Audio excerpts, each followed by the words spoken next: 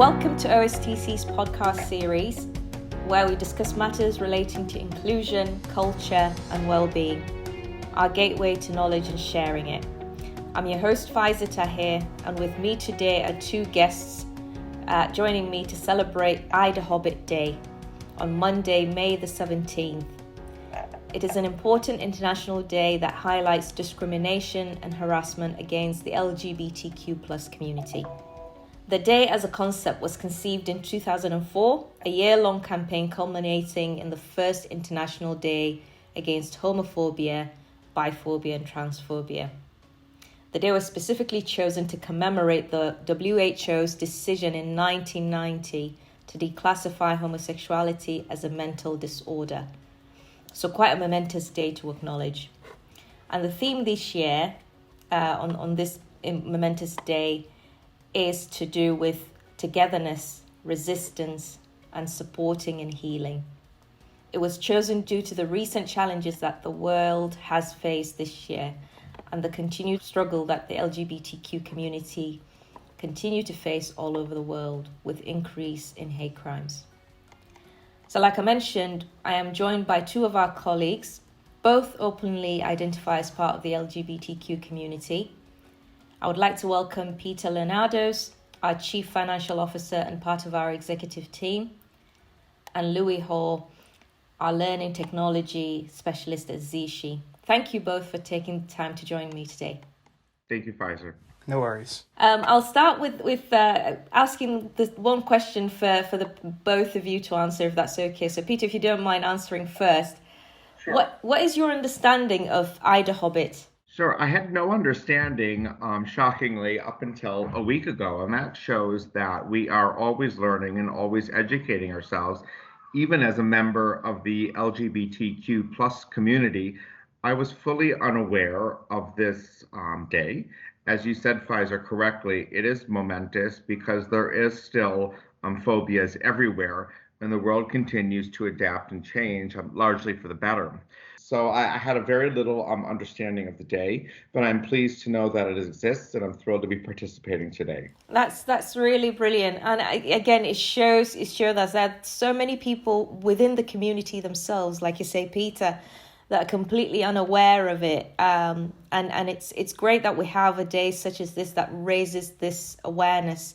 Certainly, when you consider that there are still 70 odd countries out there that being who you are is classed as something illegal or criminal. Louis, what about yourself? Luckily I've been included in, many of the projects going on internally around LGBT events and, the work groups and such. So I've been lucky enough to be a bit more informed. But at its core, IDAHOBIT is just a day to, I think, like Peter said, educate and make people aware of the violence, discrimination, repression globally that's still happening to, all parts of the LGBTQ community. Yeah, absolutely. And Louis, what has life been like growing up as a young gay person then? Because, you've only joined OSTC in, less than a year now? Yeah. And I'm sure you can remember when you finished school. I mean, you're still in your early 20s as we speak. Yeah. So what has it been like for you? That's a really difficult question. I came out when I was probably about 13, 14 years old, which was a young age to come out, and I definitely regret being so open about it looking back, because I had quite a lot of negative experiences in secondary school, as you do. It hasn't affected my family, really. I'm lucky enough to have a really supportive family who, aside from the odd joke, are very good to me with it all. It's a really hard question to answer. Obviously, as with anything, it has its ups and downs, and that there obviously have been some incredibly difficult moments, as well as happy moments, like when I get to go out to Pride and meet with other people and kind of experience the community itself, which is something that I don't see in I don't get that from other, cultures and other groups that I'm involved in or have part in. There isn't that level of, I don't know, cohesion and community between people. It's kind of like this joint understanding and experience of what's happened and such. Yeah, I can imagine, and I do empathise. When you say that it's been quite difficult and quite a difficult question to answer as such. But clearly, obviously, from what you said, family support has been there from the onset, which would have been integral to you being comfortable in your own skin and confident as well. What was the first experience? Have you experienced any kind of negativity outside of, so for instance, school, like you say? Was it something that was quite prevalent? Yeah, definitely. I sadly got quite a lot of harassment in secondary school, and had a really difficult time. With it. Lots of ignorance, really, and just young men and their pride and whatnot. So yeah, it was a really tough time in secondary school. And then coming out of secondary school, I hope that everyone would be more grown up, but sadly, that's not always the case. I mean, one of the most notable was in my last company, actually, and this is probably the first time I'd say, like, aside from petty children stuff, it's the first actual incident of proper discrimination. Was in my last company, a friend and I used to go out to lunch all the time, and generally the colleagues would make comments and start rumours and such. And when this went to HR, it was a small company, so it went to the person who handled it in the company, their advice was that we stop hanging out so people will stop saying, spreading rumours and saying, quite hurtful comments, really. Because you're gay and he's not. Yeah, basically. So that was probably the first time I'd actually experienced something where I was like, that's, luckily he's a, stand-up bloke, and it didn't faze him one bit. Sadly, there are a lot of people who do get quite worked up when you hear these rumours and are willing to, take them at face value and even stop being your friend because of it. People don't realise the repercussions of their actions and behaviours, I suppose. I had similar in my previous work, because as a group of managers within my company and within my patch, essentially there were about 15 of us, and it turns out to be myself and another colleague of mine, a good friend actually. She was also gay, and the amounts of things that the others will class as banter and all sorts, when you go out for drinks afterwards together, insinuating maybe that we fancy each other, or just because we were two gay women in a batch. You wouldn't turn around and say the same about a boy or a man and a woman within that group. But we got that at every point. It was so uncomfortable sometimes. Being able to go with your partners, and for them to hear that, and then people turning around and laughing and joking. It wasn't really the most good experience I would like to remember, certainly. I've always sort of had that apprehension when you go out in social events with colleagues, because you never know after a few drinks what somebody else might come out with. So you're always sort of bracing yourself really for that.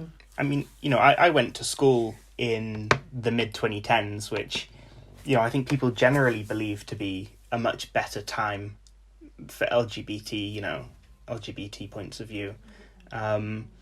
But the amount of things I saw, not just from myself, from, trans kids I knew who, were told, for example, they weren't allowed to wear a suit to the prom. They had to wear a dress, that kind of stuff. And, generally being called the F slur as well. And hearing that used against, friends of mine, I think it's great to look at where we've come, but I still think we've got a massive way to go before people can feel comfortable in their own skin. At least it's moving in the right direction, I would say, as a whole. And Peter, coming back to you, have you things changed at all in comparison to your experience from a political and geographical landscape? Obviously, with you coming, from America, in comparison to where we are now. Yeah, tremendously, and for the better, but a long way to go. And I think that's the key thing about IDAHOBIT, and just hearing Louis' experience as well, that people could easily say, everything's fine in England, everything's fine in the UK, total acceptance. But here is a man who came out in the mid-2010s who still was bullied and harassed and put down, which is obviously not acceptable in any way. And this is in a country that is very accepting in every way, shape, and form. So it even goes to show that it would be easy for someone to sit back and think the UK's done it, America's done it, things like that. Still a long way to go, and still homosexuality outlawed, in dozens and dozens of countries, which is shocking. Yeah. So that's why I like these days, especially days, it's always fun to party and celebrate around Pride. Absolutely. The days around education, I think, are very, very crucial. Just to remind everyone, we've come a long way in the 50 plus years since the Stonewall riots in New York City, but still a very long way to go. And that's why it's very interesting to hear Louis' story, to say, this is a man who you could say relatively recently came out and still was hit with the same garbage and same inappropriate behavior, that I was decades ago. So while we have changed tremendously for the better, we need to keep going, and we can't sit back and rest and say we've done it, we've come there. You've not only seen it with the LGBTQ plus community, but also with diversity inclusion, especially around gender equality. You could sit there and say women have had the right to vote for over a century. Surely we've come a long way. But look at the Me Too movement. Is this banter or inappropriate behavior? Well, it's inappropriate behavior, what it is. So that's why we need to continue progressing on a way towards a more fair, more equal, more just society. We're certainly on the right path. There's going to be bumps around the way, but we're fortunate to live in countries like the UK and like the United States that are more advanced in its thinking. But we need to turn our attention not only to our societies to continue that advancement, but also to societies where they don't enjoy the same privileges that Louis and I and you do, Faizah, currently. And we could say that these societies are not fully there. So we got to keep going. Yeah, absolutely. I mean, I was reading in the news, because you do get these updates on newsletters, even as as recent as last week. Somebody in Europe, a gay man activist that was burned to death, which was just shocking, and the perpetrators, unfortunately, will probably never get caught. I hope they do, but in this day and age, being in the wrong place at the wrong time, expressing yourself, or people being aware of who you are and what you are, could end up getting you in all kinds of trouble, certainly. And it's a stone throw away from here. You hear about these acts on buses and all sorts that have happened recently. And Peter, so coming back to you again, how, in relation to your family support, how has that been for you, through your journey of discovery? They've had the same journey. Yeah, at first, there were certain members who reacted. This is a choice. It's not a choice, of course. You're embarrassing me with this decision. And, you can play the victim. And I said, and I didn't. You got to rise above at a certain point and not take the bait. And that's why, I'm fully insistent in my life of not being victimized, and not playing the victim, and rising above and leading by example. I enjoy fantastic relations with every member of my family, incredibly supportive. Same with my friend and professional network as well. But people went on a similar journey. And we just need to remember, as members of this community, while it is, individuals like myself, struggled with the coming out. It was a multi-year process. Well, other individuals are also going to struggle as well. Mhm. So just as we request their understanding, we need to give them an understanding and allow them to go through on a journey as well. I'm not a fan at all in people who never forget inappropriate comments. Unfortunately, they occur, but we need to rise above, and we need to be strong, and we need to move forward and look forward. And that's why, in preparing for our discussion today, I'm more, and maybe COVID had a bit of the COVID pandemic had a bit of a say in this. I'm more of a person of living in the present and planning for the future. We can, of course, learn from the past, and we should, but we shouldn't be burdened by the past. No, And no, if we we would never get anywhere. exactly. So that's where my family went on a journey as well. For some of them, it was difficult for some of them, but they're in a great place now, and I enjoy fantastic relationships with all of them. That's really, really good to hear. And I totally agree regarding not letting the past burden your present and your future. Going through the same journey, I'm still having to let my family be accepting and understanding of it, and it's taken decades. It's a tough relationship, but we do have a relationship. I would have loved to sort of have the experience that Louis, you had with your family embracing you with open arms. Mine has been quite a tricky one, but they're still there. They still love and support, but from a distance. It's not something that comes naturally to them, and certainly my lifestyle as they see it, because to them it's they're of that generation. They feel it's a choice. There's a cultural element, there's a religious element, there's all kinds of traditional things that a melting pot of things that actually has impacted that they can't seem to come to terms with that reality. So yeah, we go through those journeys, but I like to look at the positive in the future, similar to you, Peter. Otherwise, actually, you get paralyzed, you get burdened, and don't move forward and don't get anywhere. Louis, what about yourself?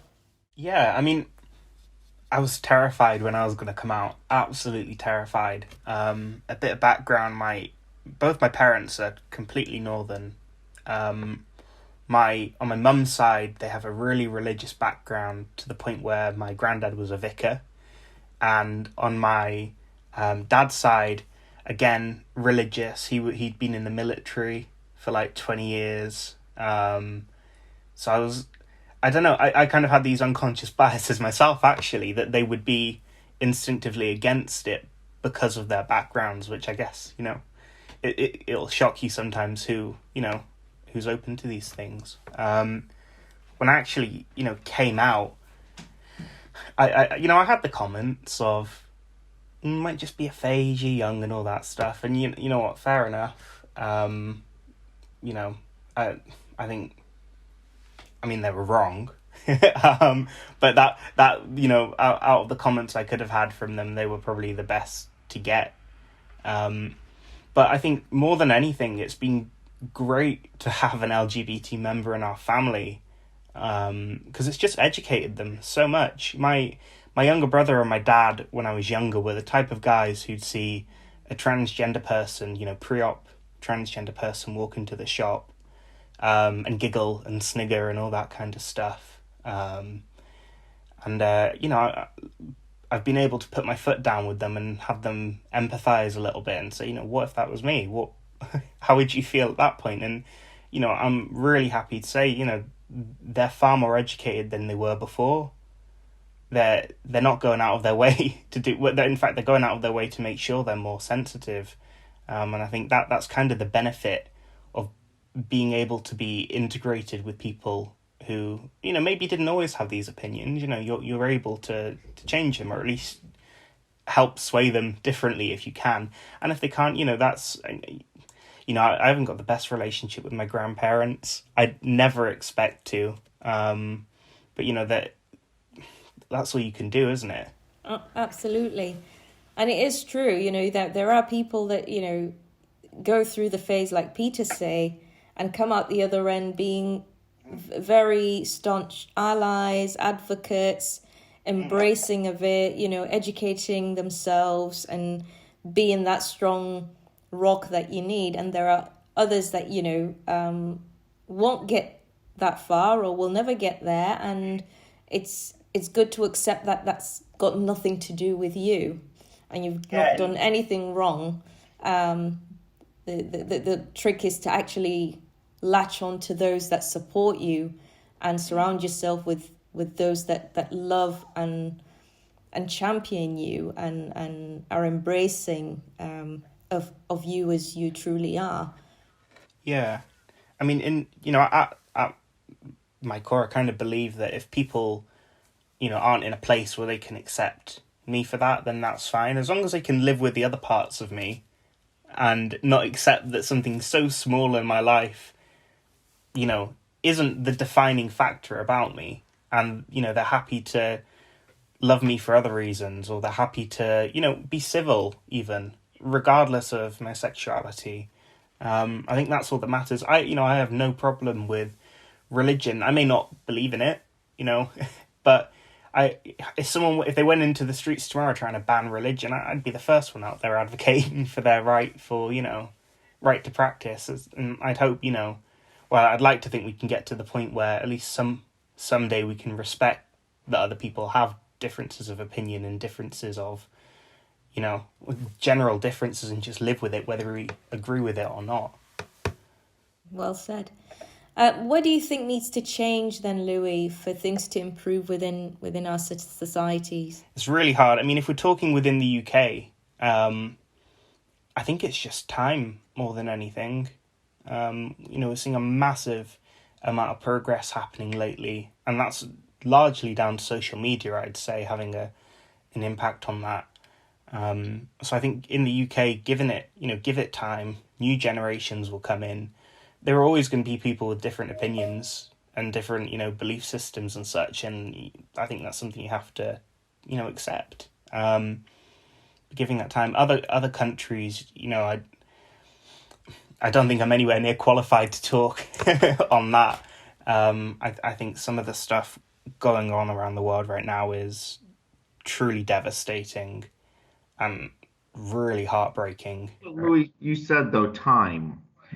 That's key because 52 years since the Stonewall riots, lots of progress for the generation of time, and this is going to take time. Women's rights, over a century, time.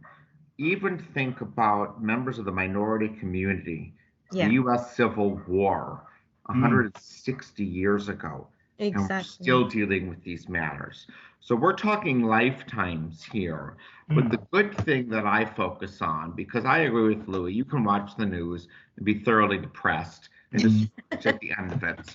And I think sometimes that is their goal. But we need to focus on positives, that progress is clearly being made. Yeah. And when you look at families and other people in our networks, some people will not accept it. The good thing is those people are increasingly in the minority. Yeah. And that is for them to deal with. And it is for us to give them forgiveness and acceptance and to lead by example. So that's where I prefer a more positive message here, is that when gay marriage was legalized in the United States, which remember was very, very recently, you know, we're talking 6-7 years ago. Yeah. Someone said, "What is my thoughts?" And the joke I had was, well, this is fantastic. It's about time, but where there's marriage, there's divorce. So just wait for gay divorce. And it did come, and everyone had a laugh, and that's just part of life, that we live in a society. And I just take a sense of humor about this, that you can sit there and say a fantastic global city like Moscow has never had a gay pride parade. Wow. Because it's not accepted in society. Wow. So let's continue our journey, and let's continue leading by example by saying, we accept you and we forgive you for your past transgressions, just as we are not perfect individuals ourselves. So that's where I prefer to take this. Instead of discussing the past, a million words cannot change a past action. It just can't.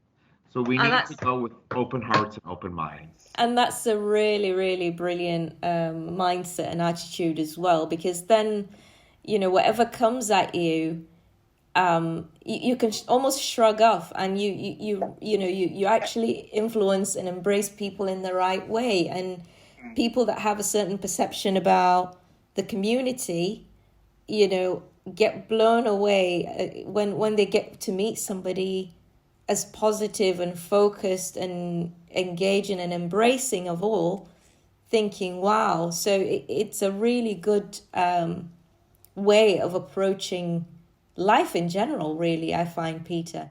I agree, especially after this crazy year that we've all been through with the pandemic. It's been tough. It's been challenging for everyone, for every single person, myself included. And then you put on the other layer that we all deal with, and that's being members of a protected minority group, and that adds to it as well. And that's why I think, particularly in the LGBTQ plus community, our friend networks are very important to us, because they're people that relate to us and accept us who we are. And whenever someone says to me, you're being too forgiving, I just remind those people that I myself am the furthest thing from perfect that exists, and I require forgiveness from others. So for them to forgive me, I need to forgive them. And that's just how I go about life, and it seems to work. And let's continue this positive trajectory that we're on towards acceptance and inclusion and equality. That's really brilliant. I was going to ask you, Peter, what was the one thing you'll tell your 10-year-old self? I would say, though, how I was and how I am are very different. Yeah. Believe in yourself. Yeah. Is what I would have told my 10-year-old self. And, everyone says when someone comes out with something that's not considered standard or normal, what is normal? That's my question. When I look at the world, I see a melting pot of people. So what is normal? So I would have said, believe and love in yourself is certainly what I would have told my 10-year-old self. Now, we're not going to disclose my age, of course, on this call. But if you fast forward a few decades later, what you would still see is I'm very much work in process. I'm very much still imperfect, but I'm still working on, all these years later, believing and loving myself. And I think that's a constant journey. That's a really, really good advice and good message as well. Thank you for that. So for the pair of you, can you give me examples of do's and don'ts to help people that wish to understand? So for those that are, imagine our audience, for those that don't know much about the community and are worried about what to say or what to do, what kind of things would you actually highlight, or you would like to highlight? Just some hints and tips. I mean, I'd say if you know anyone in the community, just reach out. The problem we have right now with my generation is that we don't actually have education on what's happened. Like Peter keeps saying, in the last 50 odd years, there's no education on that in schools. And the best thing you can do, even within my own community, because I am probably far less educated about, my own community's history than Peter, the best thing you can do is just reach out to somebody, whether, you're LGBT yourself and you want to learn about, where we've come from and, hopefully, where we can take that. Or, if you're outside the community, I mean, I'm never going to take offense if someone comes in and asks me, is this word offensive? Because I know they're doing it with good intentions. Or if they're asking me, how do I deal with someone's pronouns? How do I, anything like that? If you're asking, that shows you have a genuine level of concern. I personally won't take offense. Some people, may, I don't know. But, that's the only thing you can do, isn't it? And Google can only be so helpful. Real opinions and real experience is probably the most important thing there. Yeah. It's really weird here that I wrote down what I would do before Louis started talking, what advice I would give. And it's very interesting that our advice is very, very similar. And I wrote down, ask stupid questions. That's okay. That's good. That is encouraged. Yeah. I was on a call with you, Faizah, and with Louis, where I said, what is IDAHOBIT? Yeah. I just asked it. I didn't even know what it was. Ask these stupid questions. Pronouns, ask those questions. Yeah. So educate yourself. And what Louis said, right, we all love to Google. That takes you so far. Ask. So that was the first thing I would say. The second thing is encourage people. You asked me what I would say to my 10-year self. Believe and love yourself. So encourage. It's okay to have these feelings. It's okay to be this. We will accept you. So encouragement. Another thing Louis said, and this is, again, I'm consistent with, reach out to people. And I wrote down, are you okay? Ask how people are doing, especially to younger members of the community or even members of the community who might be doing this after a traditional marriage, the spouse and children. Are you okay? Take an interest in that person. And I would say as the world develops, watch your banter. The one thing that would always just irritate me is when people would say, well, that's so gay. And that would just drive me wild because it was such a put down. Yeah, derogatory term, very simple. Just a derogatory phrase in every way. But very accepted and very used. Not saying it's right. In fact, it's wrong. So watch your banter is what I would say. Not only about members of the LGBTQ plus community, about all members of society. We need to have banter, and having a good time is acceptable and encouraged, but it needs to be just, this so-called locker room talk is never acceptable. Ever. So remember here that banter, that words can hurt people. So just remember that. And if you've accidentally slipped up and said something, it happens. Catch it and apologize. Don't ignore it. I completely agree. Any parting words for our audience here?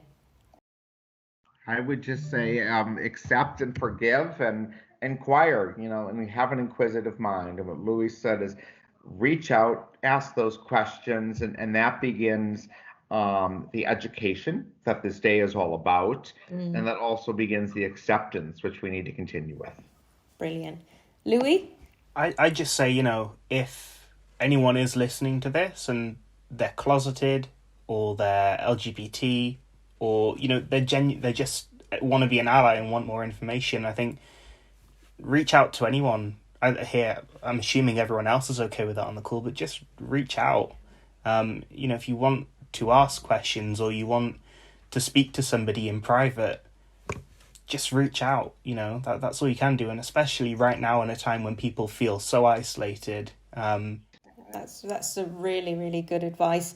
And we do have the LGBTQ subgroup that we're all part of. So absolutely, if somebody wants to join us, we welcome allies, we welcome, people of the community.